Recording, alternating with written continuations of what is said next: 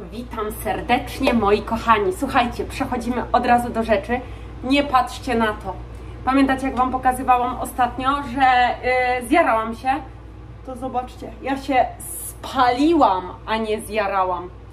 Masakra, ale już jest dobrze. Aloe vera, wiecie, aloes, ciach, ciach, ciach i po krzyku, więc proszę nie patrzeć na moją Village ten, bo mam w ogóle stanik też bez ramionczek, tutaj bardzo delikatnie wszystko. Ale no, chce się opalenizny, trzeba cierpieć i głupotą płacić za to, no bo widzicie, człowiek mądry po szkodzie, jak to mówią, no nie? No, co zrobicie? Nic nie zrobicie. Słuchajcie, dzisiaj mam ochotę na bardzo lekką zupę. Jest przepyszna, nazywa się zupą jogurtową, jest pyszna, pyszna, pyszna, jak jest taki upalny dzień, wiecie, chcecie zjeść coś lekkiego, robicie zupę. I słuchajcie, do niej potrzebne są tak naprawdę raz, dwa, trzy, cztery, 5 składników. 5 składników i ta zupa jest gotowa, więc wydaje mi się, że Was tutaj przeniosę troszkę bliżej, to zobaczycie. Albo Wam będę tak pokazywać, co do tej zupy jest po prostu potrzebne. Więc, moi Państwo, do niej potrzebny jest litr rosołku, 2 żółtka, dodatkowo odrobina mąki, ryżu, jogurt naturalny i potem na sosidło, sosik na górę, masełko rozpuszczone na patelni z suszoną miętą. Jest tak pyszną zupą, że no ja uwielbiam. Uwielbiam, uwielbiam, uwielbiam. I jeśli ktoś ma jakieś problemy żołądkowe czy coś, ta zupa, tak wiecie, fajnie je zniweluje. No więc co, zabieramy się za robotę. Ja już tutaj sobie podgrzewam rosołek, około litra rosołku i wrzucę do niego, czekajcie, przesunę Was tutaj. Dobra, moi Państwo, do tego gotującego się rosołku, on jeszcze nie bulgocze, ale wsypuję 2-3 łyżki ryżu. Ja mam taki jakiś ryż basmati. Dajemy tak na oko. Raz, 2. Dobra, damy 3 łyżki, bo mam tak ponad litr rosołu i mieszamy, aż nam się to zagotuje przez jakieś 10 minut. Teraz w oddzielnej misce odmierzam 300 gramów jogurtu naturalnego. Mówię Wam, spróbujcie, ona jest tak lekka, orzeźwiająca. Ja na początku byłam taka wow, jogurtowa zupa, ale jak spróbujecie, to stwierdzicie wow, 300 gramów jogurtu. Nawet mam tu 330, ale to nic. Dobra, 300 gramów jogurtu i do tego dorzucimy, moi drodzy, 2 żółtka. Białko sobie zostawię na jutro na jajecznicę, czy na jakiś fajny omlet. Raz. I 2. Wiecie co? Jutro idę na paznokcie do mojej Patty o 8 rano. Ja nie wiem, jak ja się zwlekę z łóżka, bo już muszę do niej wyjechać o 7, więc muszę wstać mniej więcej 6:30, a teraz tak wstaję 7:30, więc godzina krócej, no ale damy radę. Kto jak nie my, no więc jutro zobaczycie ładne paznokcie. Dobra, myjemy ręce. To była taka, wiecie, fun fact po prostu. Tu jeszcze mieszam tą zupę, niech ona nam się trochę jasnie gotuje z tym ryżem, ciach. Czyli tak, tutaj mamy żółtka, jogurt, wiecie co, ja tu miejsca nie mam, muszę zaraz zmywarkę zrobić. I dodajemy 2 łyżki mąki, nawet 1,5, bo to chodzi o zagęszczenie tej zupy, żeby ona była taka, wiecie, kremowa. Nie całe 2 łyżki dorzuciłam zupy. I teraz mieszamy dobrze te 300 gramów jogurtu, 2 żółtka i 2 łyżki mąki.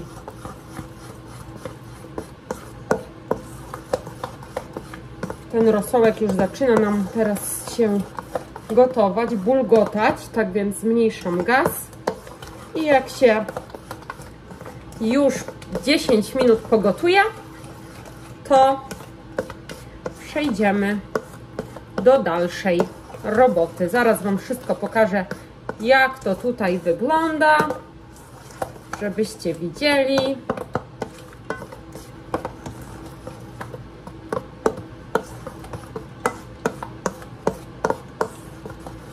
Mówię Wam, ta zupa jest wybitna, jeśli właśnie ma się problemy żołądkowe, jelitowe. Zawiera ogrom probiotyków, bo jest dosłownie oparta tylko i wyłącznie na jogurcie. Jest przepyszna. Mówię Wam, jest gotowa w 20 minut, dosłownie. Dobra, już Wam pokazuję, jak to wszystko wygląda i co? Czekamy jakieś 10 minut i będziemy zaczynać kolejne kroki. Sorry też za dźwięki, ale klima działa cały czas.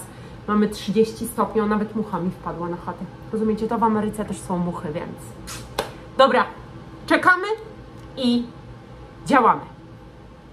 Zobaczcie, tutaj właśnie jest ta mieszanka jogurtu, żółtek i mąki. A tutaj mamy rosołek, w którym gotuje się właśnie ryż. I za jakieś 5 minut będę Wam pokazywać, co robię dalej. A tymczasem zabieram się za to.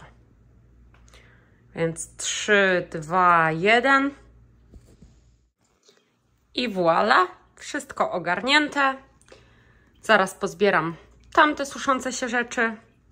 Zmywarkę odpalamy i przechodzimy do zupki. I moi drodzy, po 10 minutach, jak ta zupa nam się gotowała tutaj, to robimy myk. Tą zupę wlewamy do tej mieszanki, żeby nam się nie zważyła.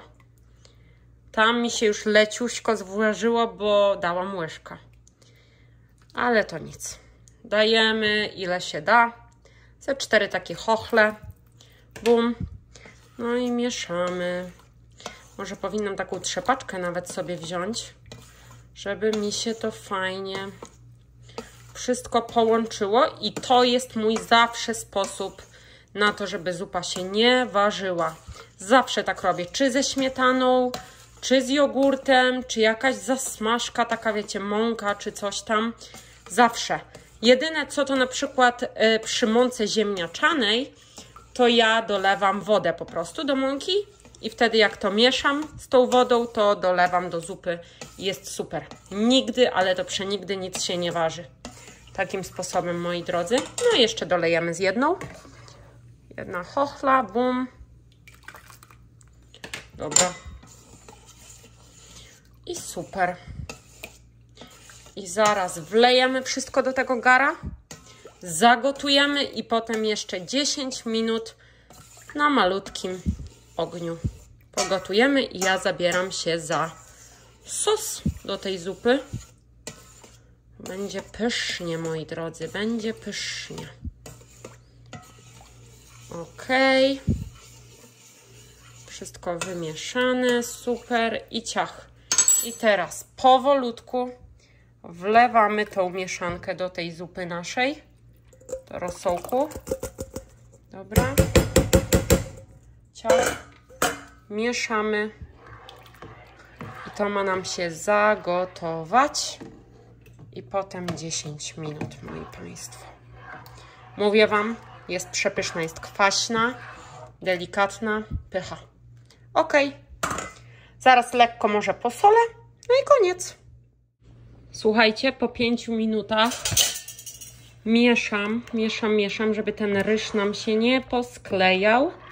Zmniejszyłam już ogień i poczekamy, niech się nam gotuje.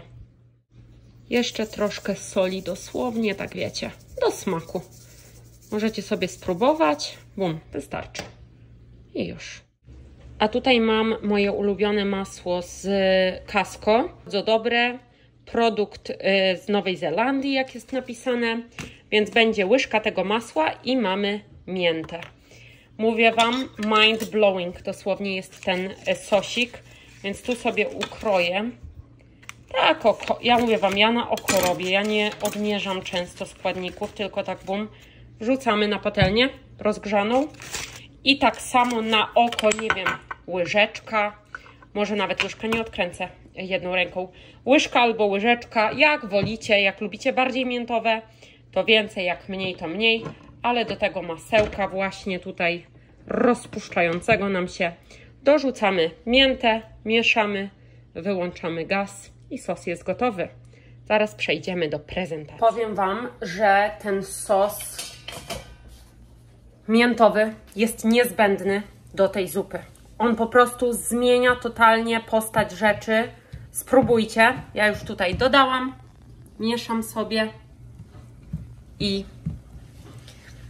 będziemy niedługo zajadać. I sosik gotowy, moi drodzy. Jak to pachnie, to szok. Masło i mięta. Pyszności. Więc za chwilę pokażę Wam, jak ma to wyglądać. Zupka prawie gotowa i w ogóle wiecie co? Co do airfryera. Kocham, wielbię, cenię i szanuję. Mamy już, nie wiem, ze 3 miesiące, 2 może? Nie mam pojęcia jak długo. Nie pamiętam, ale to jest najlepszy sprzęt do odgrzewania rzeczy. Serio. Spróbujcie, wypróbujcie. Cokolwiek macie. Akurat tutaj mamy kawałek pizzy, to dla mężula odgrzeję. Ona nie traci na chrupkości. Jest nadal soczysta. Cokolwiek macie, jakieś na przykład kurczak zrobiliście, czy kotlety, cokolwiek. Mówię Wam, airfryer, on nie robi tak jak na przykład mikrofalówka, czy nawet patelnia, gdzie trzeba długo czekać. Tutaj to się nagrzewa dosłownie 3 minuty i chrupkość gwarantowana. Zobaczcie, pokażę Wam zresztą. To jest taka pizza z pepperoni. Tu ona jest taka mięciusieńka już, no bo wiadomo, była w lodówce. I zaraz Wam pokażę po wyjęciu z airfryera, jaka będzie. Ok, zupka jest gotowa. Przechodzimy do prezentacji. Poczekajcie, wyjmę łyżkę tylko. Ciach. Wlewamy sobie zupkę do miski. Mówię Wam, spróbujcie, bo jest wybitna. Naprawdę. Jak lubicie takie kwaśne, bo ja lubię. Teraz odstawiamy. I nasze sosidło wylewamy ładnie ze wzorkami na górę tej zupy. I gotowe. Niektórzy jeszcze posypują takim czerwonym pieprzem, ale już Wam pokazuję, jak to cudownie wygląda. Spójrzcie na to, moi drodzy. No wybitność. Wybitność. I teraz test na żywo. Test na żywo, ja tak widzicie, muszę się schylić, ukucnąć, żeby spróbować.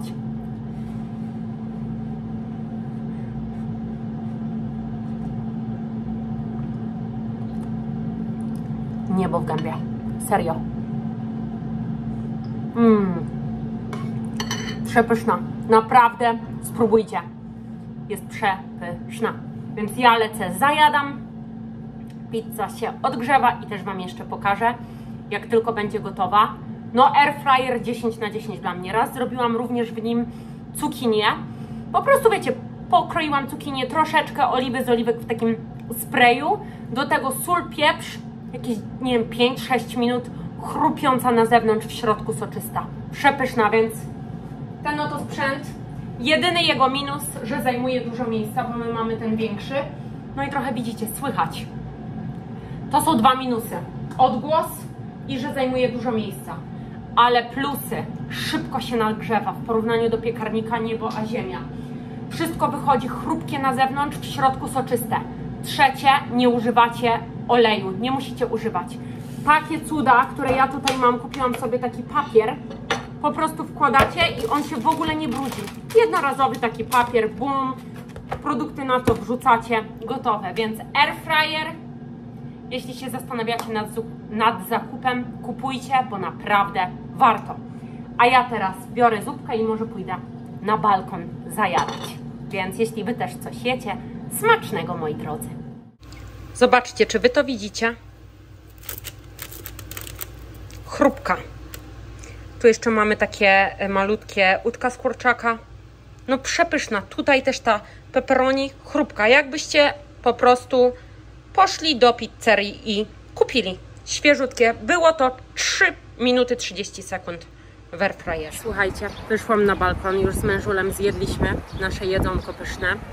I zajadam jeszcze. Tutaj mam trochę owocków. Truskawki, borówki, orzechy. No i kawusia wleciała. Znowu zaczęłam pić z mlekiem.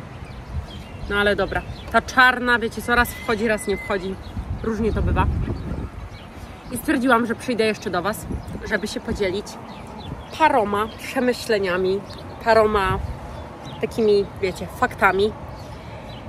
Od wczoraj jestem na webinarach darmowych u Dominiki Żak. Wczoraj, dzisiaj, jutro. Powiem Wam, no to jest taka kobieta rakieta. Dosłownie, jak to mówi o sobie profesor Domi. Uwielbiam. Jeśli jeszcze Was nie ma na tych webinarach albo chcielibyście się zapisać, cokolwiek, no to musicie po prostu zobaczyć, wejść na jej profil na Instagramie. No super, jest super.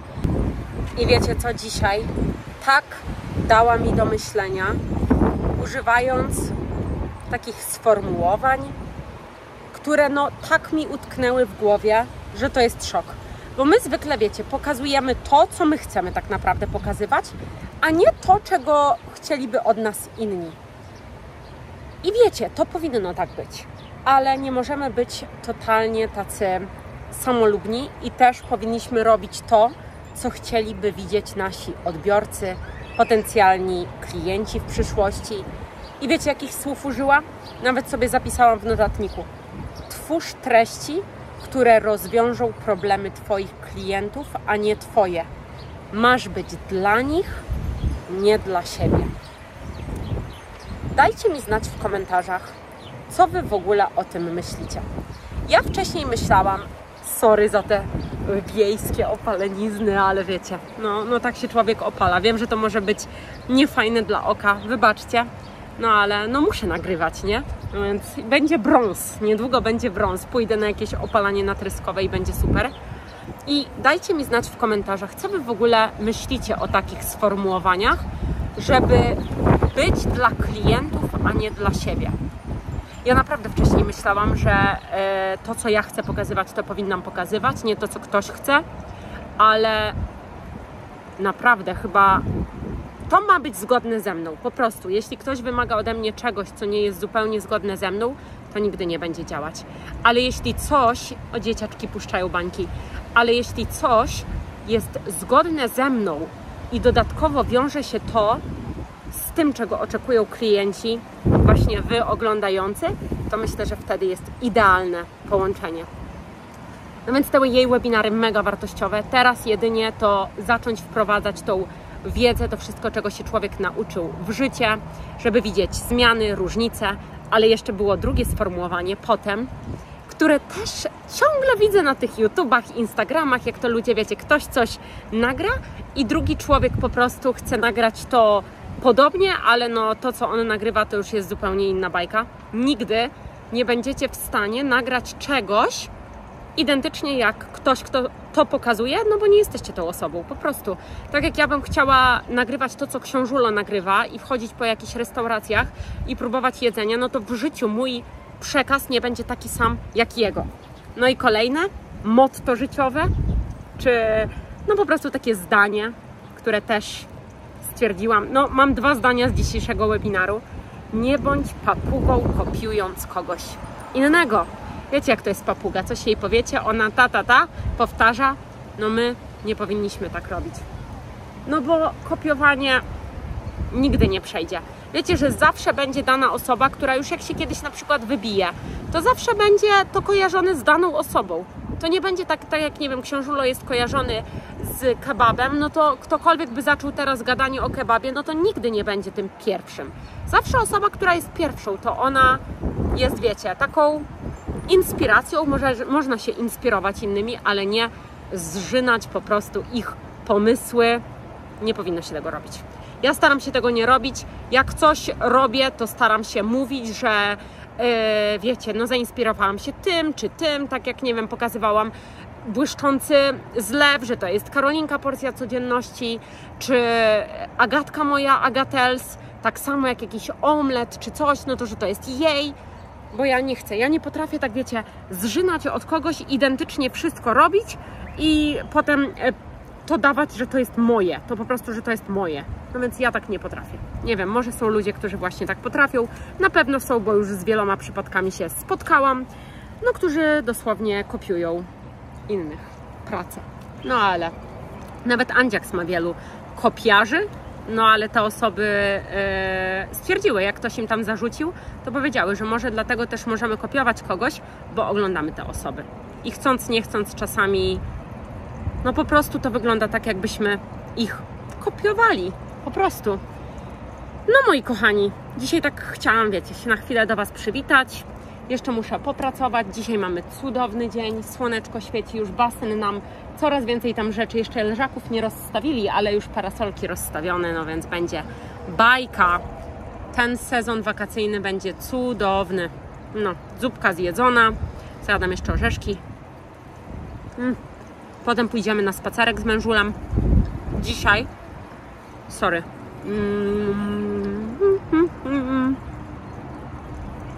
Dzisiaj zrobiłam trening z Moniką Kołakowską. Dołączyłam do takiego 30-dniowego wyzwania. Niby jest 3 razy w tygodniu. I powiem Wam, ta bata to jest złoto dla mnie. Ta bata to się ze mnie leje. Ja czuję, że poćwiczyłam. Jest energia. No bo takie rozciągania, jakieś jogi, nie jogi, to nie jest zupełnie dla mnie. Dla mnie musi być power, energia, żebym ja czuła, że ja poćwiczyłam. Musi się ze mnie lać. Wtedy wiem, że robię coś dobrego. Mimo że efektów za bardzo nie widzę, serio. Ale jedyny efekt, jaki widzę, taki największy, to, że naprawdę mogę przejść dużo kroków, dużo kilometrów zrobić. Dalej wnosząc zakupy po schodach, czy nawet trzymając w dłoniach wodę, nie wiem, bardzo dużo kilogramów tej wody, litrów, jak tam to się mówi, nie jestem zmęczona. A wcześniej po prostu tutaj w dłoniach zero siły. Zaraz byłam zmęczona, jakieś otwieranie słoika nawet sprawiało dla mnie problem. Teraz nie, no więc coś w tym jest. Śpię mega dobrze, ale to u mnie zawsze tak było. Nawet teraz bym się tutaj położyła, zaraz bym spała. Nie mam problemów ze spaniem, odpukać oczywiście. Powiem, że jest dużo osób, które mają problemy. No i bardzo im współczuję z całego serducha. Dobra, moi kochani, to chyba by było na tyle w tym dzisiejszym takim vlogu domowym. Totalnie gotowaliśmy zupę, która wyszła przepyszna. Mówię Wam, spróbujcie. Jeszcze zamiast takiego ryżu zwykłego, to polecam Wam taki makaron. On się tutaj orzo nazywa. Taki malutki, drobniutki, który wygląda jak ryż. Jak wcześniej robiłam z takim właśnie makaronem, który wygląda jak ryż, smakowała nam lepiej, bo dzisiaj jak spróbowaliśmy z tym ryżem zwykłym, no to też jest przepyszna, ale to z tym takim makaronowym ryżem o wiele lepsza. I mówię Wam, jeśli macie problemy żołądkowe, jakieś nudności, cokolwiek, super, super, super zupa. Serio, serio, serio, serio. No i co, airfryer też Wam pokazałam, pogadaliśmy, plusy, minusy. No ja takie jakie znalazłam, to Wam mówię, tak jak prosty człowiek, nie będę się zagłębiać, że mało elektryki bierze tego, srego, owego, tylko po prostu podstawowe informacje i naprawdę wart zakupu po użytkowaniu, nawet poprzez odgrzewanie rzeczy. Naprawdę, jeśli ktoś, nie wiem, nie ma mikrofalówki, wydaje mi się, że gdybym miała do wyboru mikrofalówka vs airfryer, wybrałabym airfryer. Serio, bo można zawsze miseczkę z jakąś zupą do niego włożyć, włączyć i Wam się podgrzeje, tak czy siak. Ale w mikrofalówce odgrzewanie właśnie jakiejś pizzy, czy jakiegoś chlebka z dnia poprzedniego, no to już to jest nie to samo. A piekarnik, nagrzewanie, patola. Nienawidzę, jak tak długo się strasznie ten piekarnik nagrzewa. Dlatego już Wam mówiłam, w przyszłości bardzo chciałabym mieć piekarnik. Kiedy to jesteśmy, nie wiem, gdzieś powiedzmy 15 minut od domu, wtedy go włączam przez telefon, no bo wiadomo, w airfryerze nie upieczecie jakiejś pizzy takiej większej, nie wsadzicie do niego, no bo ona ma swoje wymiary, jak się kupuje gotową na przykład, albo jakieś ciasto zrobić, czy coś. Wiem, że ludzie robią, ale to już są specjalne wymiary, takie, wiecie, muszę spróbować kiedyś ciasto zrobić z airfryera, bo jeszcze nigdy nie robiłam, a wiem, że ludzie robią. Ostatnio nawet znalazłam przepis na lasagne z airfryera, ale ona była niskowęglowodanowa z kalafiorem. Spód zamiast makaronu był kalafior, więc spróbujemy i zrobimy. Dobra, moi kochani, sorry za gadki. Dziękuję Wam pięknie, że jesteście. Subskrybujcie, bo ja widzę 60% ludzi, którzy mnie oglądają, nie subskrybują tego kanału. No więc kurczę, no dla Was to nic nie kosztuje. Wcisnąć te subskrybuj, a dla mnie znaczy to naprawdę dużo, więc dziękuję, że jesteście, że oglądacie, że wspieracie, subskrybujecie, zostawiacie łapeczki w górę. Teraz mój goal 2000. Mam nadzieję, że się to spełni. Jak najszybciej chciałabym bardzo. Jak to mówią, apetyt rośnie w miarę jedzenia. No ale jestem mega, mega wdzięczna za to, co mam, za to, ile mam i za to, że Was mam. Dziękuję pięknie, cudownego tygodnia. Do następnego. Bye!